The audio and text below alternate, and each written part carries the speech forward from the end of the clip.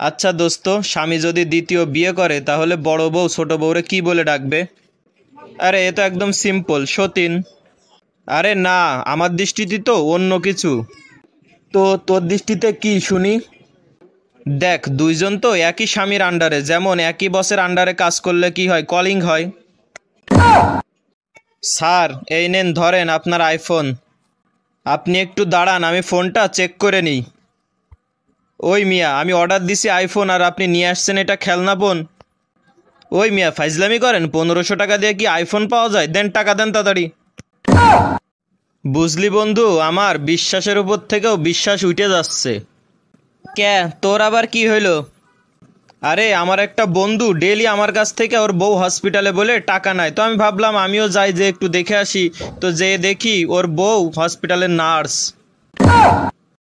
বন্ধু, তোরা যে আমারে কি মনে করিস বুঝছিস? আমি প্রত্যেক দিন অসহায় মানুষরে 4-5 হাজার টাকা করে দান করি। মাসে তো 3-4 লাখ টাকা আমি শুধু দানই করি।